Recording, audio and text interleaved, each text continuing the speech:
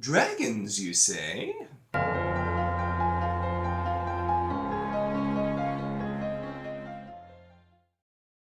Hello and welcome to my channel. In this video we're going to be talking about Ascendant by Michael R. Miller, the first book in the Songs of Chaos, which I know I mentioned it, but I do, these covers are just really good. I really enjoy these naked hardcovers as well. They're a lot of fun here with it. And so we're going to be talking about this one. The author did send me the first three books in the trilogy. And it's one that I've been interested to get to, but I wasn't sure how much was going to be for me because it's a little bit more YA, and I'm sure that he probably told me, but I kind of forgot that this is also sort of, it's got some cultivation, progression, fantasy type of elements, which also tend to be hit or miss for me. But I remember the author saying too that book one is also setting up a lot of stuff, and then there's going to be book two expanding a bit more, so I'm still curious to see where that's going to go. But basically, it's a book that I was kind of feeling a little bit mixed with my expectations on if I was going to like this or not, and it's a book that I felt a bit mixed on as I was reading here, but that I still think was solid. And I also think most of the things that I didn't care for were stylistic things that I think others will still really enjoy, because, like I said, the cultivation and progression elements are super hit or miss for me. And like I really enjoyed Dungeon Crawler Carl, obviously, which is a progression fantasy, but it's also like a lit RPG, and so it's kind of a mix. And I've dabbled with a few others, and I've just been a little bit mixed on how I feel. But so anyway, let's talk about this and talk through things that I liked and things not so much. So we can see here, obviously, it's a Dragon Rider fantasy. Our main character Holt, and then the dragon, which is blind, which I think is kind of an interesting twist on this. And as we start out too, we're following definitely a familiar kind of startup. We have Holt, he's the son of a cook, and that's his role. And so the kitchen boy or the baker's boy, that kind of thing, becoming the dragon rider, and that sort of thing. Pretty familiar. But one thing that I like that was focused on a little bit here, and it's something that it's, once again, there's so many things here. Most of the things that I liked things about it and didn't. So this is one really where I was kind of fence sitting here. So I'm not trying to sound like I'm fence sitting, but just sort of how things work. So let's go. But so something I liked about the way that was presented is we actually really did focus on food quite a bit. And it's one of those things where I don't think about food in books necessarily a whole lot, and it's interesting to do so because most books don't really have that much of a focus. And so I think I commented in one of my weekly wrap-ups when I was reading this, the food description reminded me a bit of Patricia Meredith and her Spokane Clocktown mystery books, because food is really important as described, and we were actually really describing food. Like, he's the son of a cook, and he is expected to become a cook eventually as well, and that's kind of just what you do. That's your role, and so we actually focused a little bit on food, and I thought, that's really interesting. That's a way to kind of take it. And there are some times too where he is approaching problems like he would with food or a recipe, or describing things like that, which I thought was interesting, because it's taking something that, it's a familiar trope, and it's tried and true, especially with this sort of story where the young fantasy protagonist comes from those types of origins and then goes, and so it did that, and it added the twist of food. Now the other thing with it is, there are some areas in the story where food is specifically also important, which this is I'm considering this non-spoiler. It's something in the book that you don't find out immediately, but it's a pretty innocuous detail. But dragons, depending on what type of magic they have a preference for specific kinds of meat, and so you can actually feed them different kinds of meats to figure out what their preference is, and that tells you what their magic is. And that seems just kind of silly to me, and I don't know why. Like I said, I liked the inclusion of the food, but then there was that spot. I'm like, I don't know how I feel about that. So it was kind of the thing where it was a little bit interesting, and the Dragon Rider element in general too here, which there are some interesting ways where that is done, and that's where it's the bond between a Dragon Rider and dragons, and also how those things increase. That's where you get the progression cultivation elements.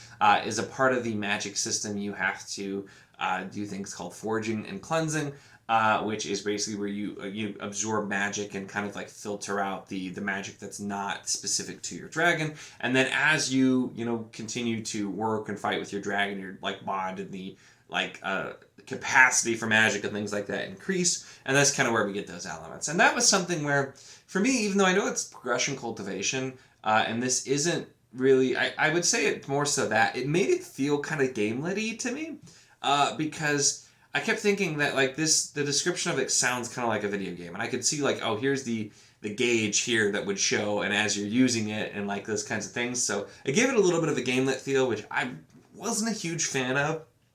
But the funny thing there, because like I said, this whole thing is me fencing.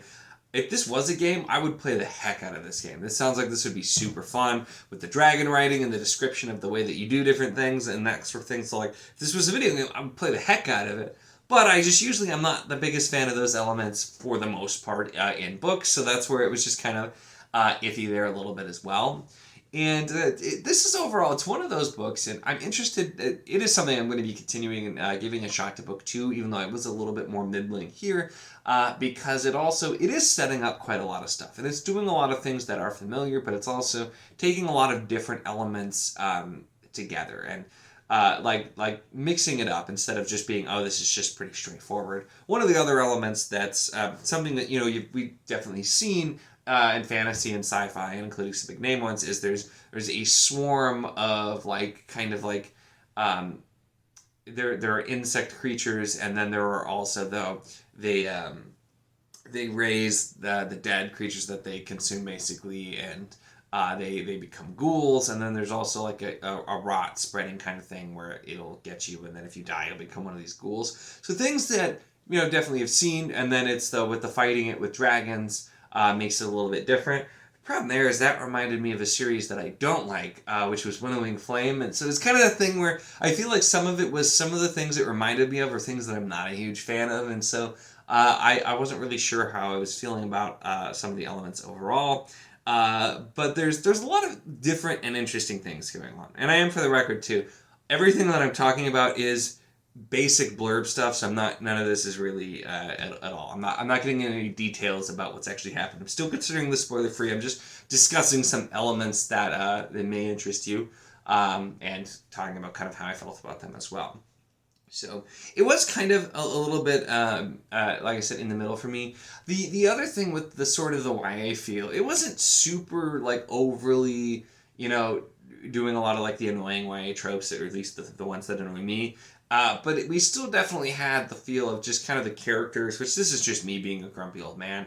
I understand the characters here are teenagers and they're just acting like teenagers, but it annoys me. Like when the characters are just being all like hormonal and teenagery, I'm just like, oh, shut up. And that's just me being a grumpy, 100% as well. But it's also one of those things that it's a YA story. I understand you're going to see some of that, and that's not always my favorite thing as well. So there were parts where I was just a little bit annoyed with the characters, and this is one of the things too where I feel like for me, I feel like there are a lot of familiar elements here, and that's something that sometimes can really annoy me with a book, because there's another first book in a series I started, and that one was kind of to an extreme where I just felt like there was no originality whatsoever. It was all just elements I'd seen and read so many times. I didn't feel like there was anything new.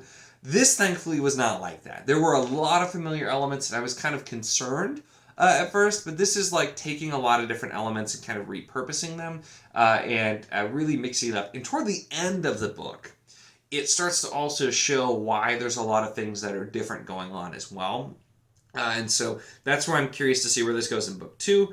And if I don't end up liking book 2 more, then maybe this won't be a series for me, but I'm curious to see where it is going to go. And plus, even though this is actually pretty decently long, I mean, this is over 500 pages, very, very quick and easy to get through and to read, so I found myself just flying through this, and this was kind of I was flying through, whereas I was reading Frankenstein at the same time, which was my take my time and slowly reading, because it's very dense in the writing, and so really, really easy to get through, and so that's where I'm still going to give the second book a try, even though I was like I said, in the middle here, but I think there's a lot of interesting elements, and like I said, most of the things that I didn't like are more my personal taste, And so I think especially if you like progression cultivation elements and you like kind of gamelet type of feel, I think there's really a lot to enjoy here, because to me, like I said, it sounds like it'd be a really awesome game. If this ever gets turned into a game, Michael or Miller, sign me up, because it sounds like a lot of fun and I would play the heck out of it. But I'm just not always a huge fan of those elements in my book. So it's kind of where I landed, where I had things that I enjoyed, things that I didn't like so much, but it was very quick and easy to get through as well. So for the most part, the things that I didn't like weren't enough to like really slow me down and bog me down here. Although if this was a bit shorter, I feel like I may have liked it a little bit more, just because there would have been even less time for the things I didn't like to sit with me, I guess, as reading. But really, those are my thoughts on this one.